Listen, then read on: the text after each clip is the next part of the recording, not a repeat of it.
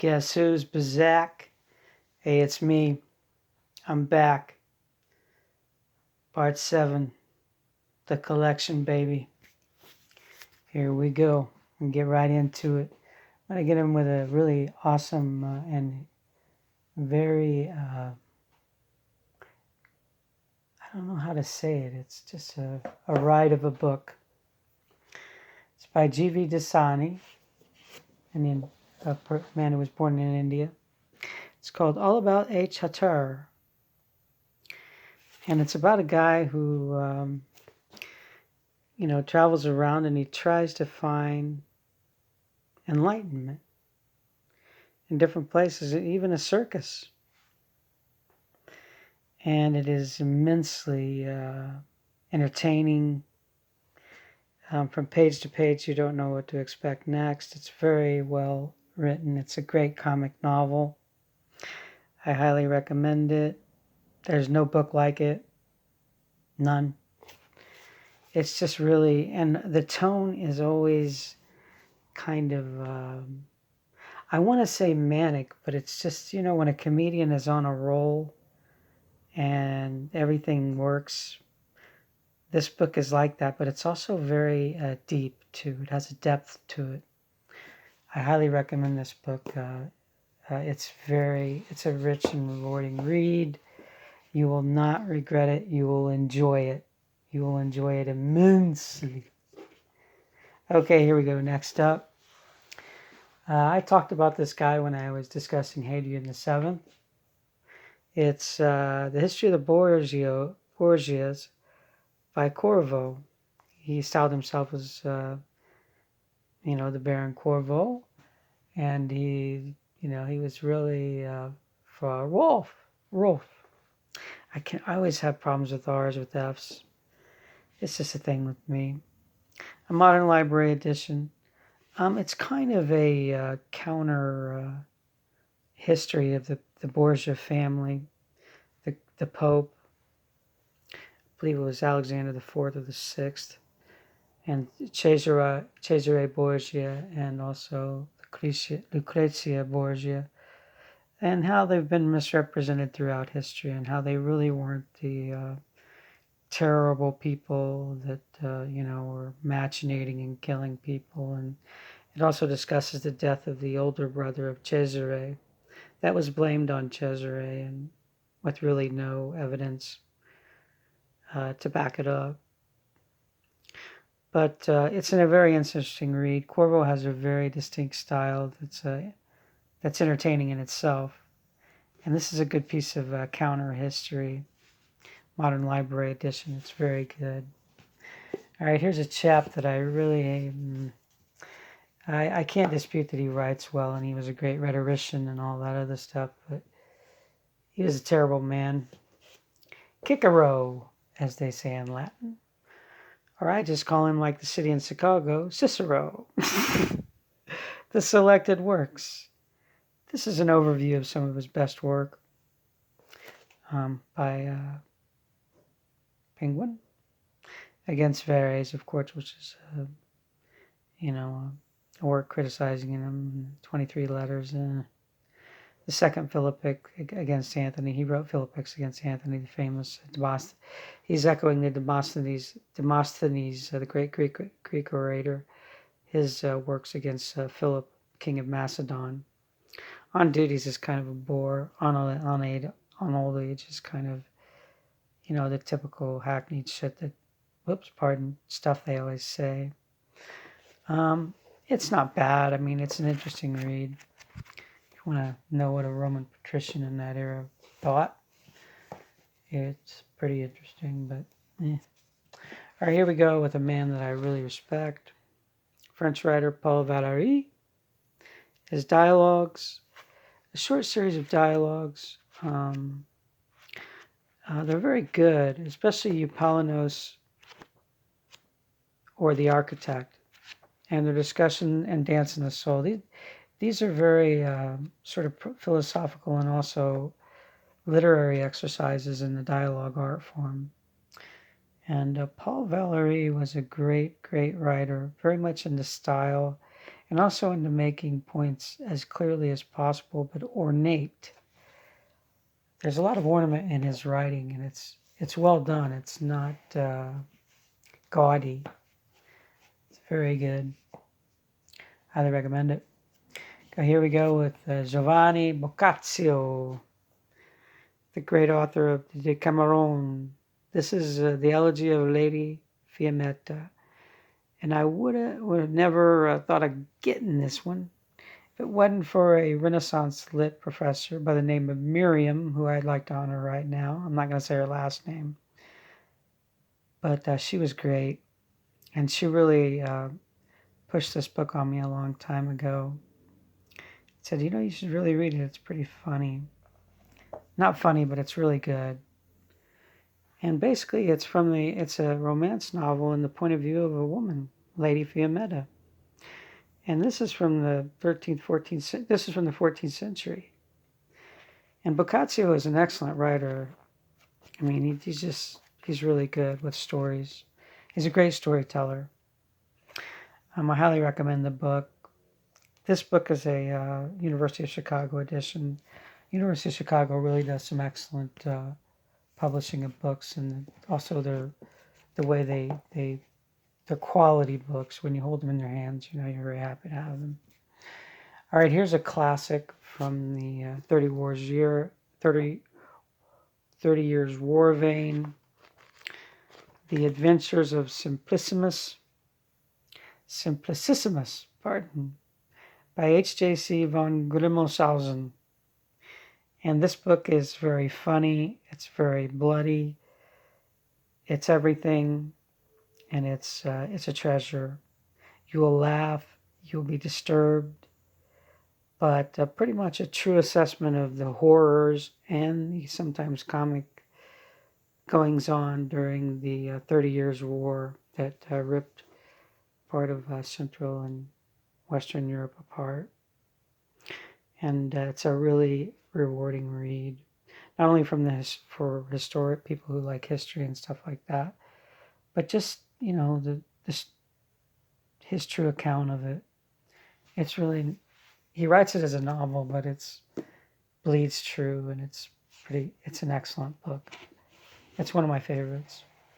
All right, next up is another outstanding work, a historical document that is always going to be valuable. It's called The Nuremberg Interviews, and it's an American psychiatrist's conversations with the defendants and witnesses of the Nazi tribunals when the Allies had them and interviewed them. And it contains interviews with Hans Frank, who was one of the leaders of the camp program, Goering, Kaltenbrunner, Joachim von Ribbentrop, who was Hitler's aide-de-camp. And, they were in Nuremberg jails, and he interviewed them. And the thing is, when he goes to interview them, he just starts off normal, and he asks them general questions, and then he gets down to the brass tacks. But he's not pushy or rude or doesn't insult them or anything. But their very manner of the way of interviewing them, his interviews of them, basically puts them at ease and makes them more truthful, which brings out the horrific nature of their characters. And it's very well done. And he basically wrote down the interviews. And this historical document is very valuable. And I think everybody who has an interest in that, an interest in the horrors of what power can do to people and how they act, this book, The Nuremberg Interviews, is really important to read. It's something that, it's something to take into account, because it's very serious, and it's always relevant. Okay, this is a great Penguins and Classics edition. Great little, black and white photo of a woman. Lewis Grassett Gibbons' Sunset Song. It's part of the Scott Square trilogy. It's the first novel. It's very good. It's written in a different manner than most novels are, but it's a rewarding read, and the time period was around before the First World War and into it. It's really good stuff. Highly recommend it. Next up, Elizabethan verse. And look at this handsome chap in the beginning. This is an old pendant from the Elizabethan era. And look at him.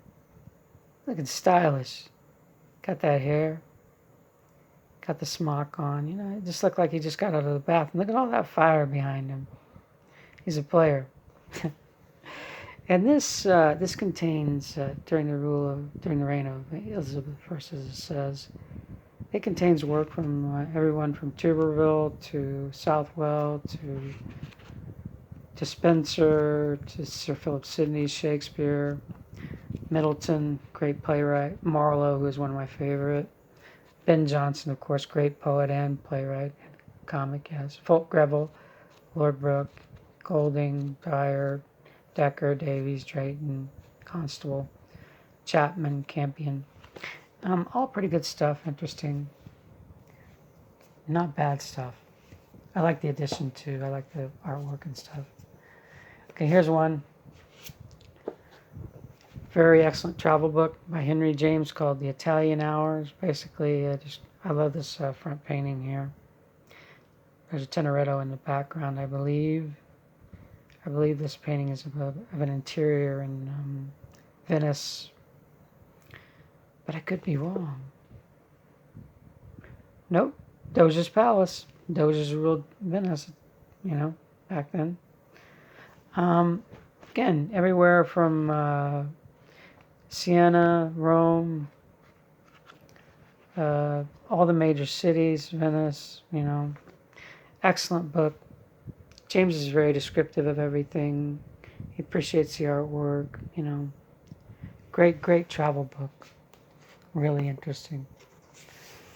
Okay, next up is a novel from Africa written by Ngugi wa Thiong'o. I believe I'm pronouncing this right, but hopefully I am. Maybe I'm not. Petals of Blood, and it's about intrigue and strife and murder, and also imperialism in Kenya. And it's a really excellent book. It's quite a ride, and it's quite, it's a political novel, but it's not heavy-handed. It tells a story. It tells it well. And the criticism of colonialism is throughout, which is righteous, I believe. Anyone would believe who thinks and has a soul. Next up is a book that is Louis Althusser and Etienne Balibar, Frenchman, and the Lyre Capital, Reading Capital, and it's kind of too dense, and it tries too hard to shape capital into what they believed it was. And is it valuable to read? Yeah, it's not a quote different viewpoint. It's not so out of the realm of possibility, but it's just, you know, they're really going down the rabbit hole with this one. And sometimes it's rewarding, and sometimes it's a little bit trying too hard. A little bit too much FOMO. Okay, this will be the last one for today. I'm going to go with one more after this one. Jacob's Room by Virginia Woolf. Pre-World War I to World War I book about a group of people. And most of the book, the majority of the book is pre-war, and then at the end there's a poignant line about men going out to the sea to go to war, and you hear booms in the background. And the booms aren't the bombs, they're the breaking of waves, and it's sort of a metaphor for what's going to happen to some of these men It's really poignant. But Jacob's Room is a great novel. Great, very impressionistic, wonderful work. Again, Virginia Woolf. I'm not afraid of her. All right, last up, Potluck, Émile Zola. And this is about a bourgeois family in decline in Paris and all the subterfuges and backhanded stuff. It's quite an indictment of the society of France in the late 19th century. And it's very entertaining too. There's some humor in it, but it's very dark humor. But Zola always hits the spot with his character development and all that stuff. It's an excellent book. I highly recommend it. Anything by Zola, I don't care. It's going to be good. And that is it for today. I'm wearing a Guided by Voices shirt that a friend of mine bought me, and I really like it. It's very comfortable and light. And that's about all. Have a great day, folks. Bye-bye.